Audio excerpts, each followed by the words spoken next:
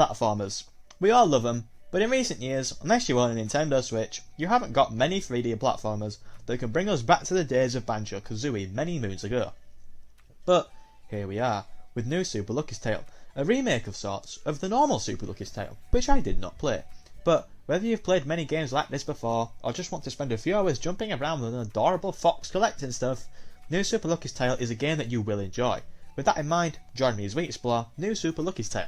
Is amazingly accessible. First going to talk about the difficulty of the game, because the last 3D platformer I played was the Crash Bandicoot N. Sane Trilogy, which was really challenging. Whereas when I embarked on my journey through Super Lucky's Tale, I was a little taken aback by how easy it was.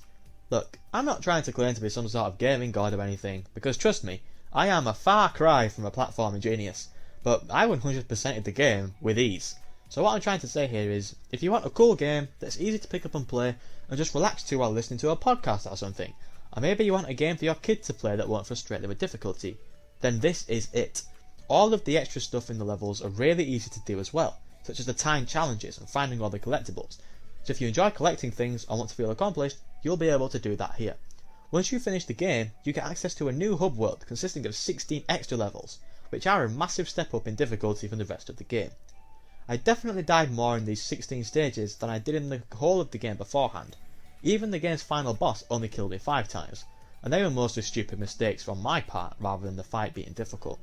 Your objective is always clear, there's never any confusion, everything is telegraphed brilliantly, so in terms of difficulty, this is very easy to get into. I touched upon this earlier, but the boss fights, whilst being relatively simple and easy, are also really good.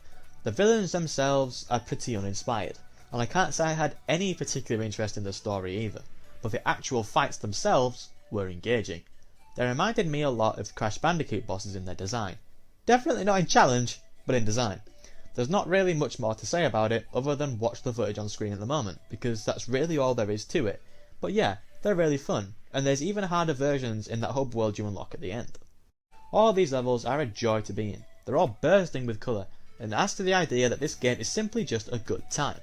I had a blast running through these levels, and because they're all so bright and welcoming, I think really made a difference. Each of the hub worlds are brimming with style, and they all have distinct looks and feel very different from one another. Then we have the soundtrack. It changes drastically depending on which world you're in, and honestly, it is good. It's not extraordinary by any means, but it's definitely not bad, and it does what it needs to do. Finally, one very tiny nitpick is that the 2D levels are much better than the 3D ones. This isn't necessarily a bad thing, but in a mostly 3D platformer, it could be considered a tad concerning. The main reason for this is that it's sometimes difficult to align yourself properly, which is most problematic in combat areas where you can't be sure whether or not you'll land on the enemy or land next to it and get hit. When going for achievements which rely on you not taking any damage is the one area of the game which becomes very infuriating. I had a great time with new Super Lucky's Tale.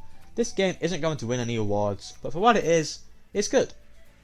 It's a short 3D platformer which is easy to get into and easy to finish. It's brilliant, and that is why new Super Lucky's Tale is amazingly accessible.